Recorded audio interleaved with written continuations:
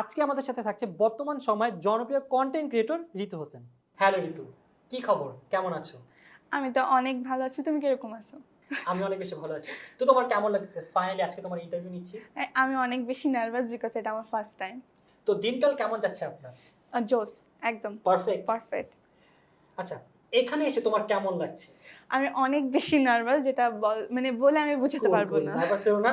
যদি আমি একটু নার্ভাস, বাট তারপর সমস্যা নেই, দুজনেই কুল থাকার চেষ্টা করি। ওকে ওকে। তোমার ইউটিউব জার্নিটা কিভাবে শুরু হলো যদি আমাদের সাথে একটু শেয়ার করতে? আমি ইউটিউবে আসা আমার কোনো প্ল্যান ছিল না। আমি খুবই একটা অলস মেয়ে। আর আমি আশা করিনি যে আমি এখানে আসবো। যাই হয়েছে ভাইয়ার জন্য হয়েছে অবভিয়াসলি। না, আসলে ও অনেক হার্ড ওয়ার্কিং, বাট ওকে একটু পুশ করতে হয়, ওকে দিয়ে কাজ করাই নিতে হয়। আর যখনই ও একবার অলসতার মধ্যে লেগে যায়, ওকে আর কোনো কাজ করানো যায় না, হ্যাঁ। অনেক কষ্ট হয় না, বাট ও অনেক হার্ড ওয়ার্কিং। Thank you. আচ্ছা আচ্ছা, এখন যেরকম তোমাকে আমরা ব্লগে রেগুলার দেখছি, তোমার কি ফিউচারে নাটক বা আদার কোনো সাইডে কাজ করার ইচ্ছা আছে? না, আমার অবভিয়াসলি নাটকের কোনো ইচ্ছা নাই। আমি আসলে ব্লগ নিয়ে থাকতে চাই, যেটা আমার বেশি ভালো লাগে আমি সেটা নিয়ে থাকতে চাই। লাইফে কি তোমার এমন কোনো এক্সপেরিয়েন্স আছে যেটা তোমাকে স্যাড বা অনেক ইমোশনাল করে তুলেছে?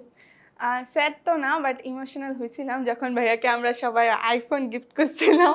তখন ভাইয়ার চেহারা থেকে আমি অনেক ইমোশনাল হয়ে গেছিলাম। আমার বার্থডেতে রিজা একটা আইফোন দিছিল, মানে আমি একা না, আমরা সবাই টিম মানে মেম্বার যারা আমার খুশি ছিলাম। দেখে ও ইমোশনাল হয়ে হ্যাঁ, গেছিল। আমি ওখানে একটু স্যাড হয়ে গেছিলাম। আচ্ছা, ফ্যানদের সাথে কিছু এক্সপেরিয়েন্স শেয়ার করো। আসলে ফ্যানদের সাথে আসলে ভালো মোমেন্টও আছে, খারাপ মোমেন্টও আছে।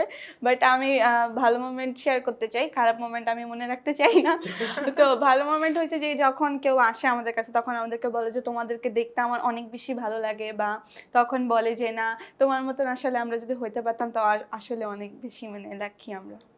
আমি গুছিয়ে বলতে পারি না, I am really sorry, but অনেক বেশি মোমেন্ট আছে যেগুলো আমি বলে বুঝাতে পারবো না। আসলে অনেক কিছু থাকে যেগুলো আমরা থাকে না যে এক্সপ্লেইন করতে পারি না, বাট সেগুলো আমাদের মনের ভিতরে থাকে, জাস্ট ওইটাই। হ্যাঁ তোমাকে নিয়ে এমন একটা কন্ট্রোভার্সি কথা বলো যেটা তোমাকে বেশ অবাক করেছে।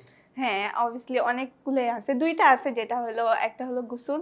যে আমাকে দেখলেই বলতো তুমি লাস্ট গোসল কবে করছো? আমি ঠিক বুঝলাম না যে লাস্ট গোসল কবে করছি। না, আমি আজকেও গাইস গোসল করছি, কোনো প্রবলেম নাই। But it's okay, no problem. আমি এটা মজার কথা একটা নিয়ে উড়াই দিই। আমি একটু ফান করতাম, থাকে না, আর এটা ছিল ছোটকালে, এটা একদম মিথ্যা বলতে পারবে না। না, এটা ছিল ছোটবেলা, বাট যখন ভাইয়া বলছে তখন ছিল না। তখন থেকে মানে ও ভালো হয়ে গেছে। না, তখন থেকে কি, আমি এর আগে থেকেই ভালো হয়ে আচ্ছা, গেছিল। তোমাকে নিয়ে আরেকটা কন্ট্রোভার্সি বলো। আরেকটা হলো যে আমি যখন আমার আমাকে জিজ্ঞাসা করা হয়েছে, যখন আমি প্রথমবার সোশ্যাল মিডিয়াতে আসছি, তখন আমাকে বলতো, সবাই জিজ্ঞাসা করতো যে তুমি কোন ক্লাসে পড়ো। আমি তখন বলতাম যে আমি ক্লাস 5-এ পড়ি, বাট কেউ বিশ্বাস করতো না যে আমি ক্লাস 5-এ পড়ি, নাকি আমাকে নাকি দেখে অনেক বড় বড় মনে হয়। তো না, আমি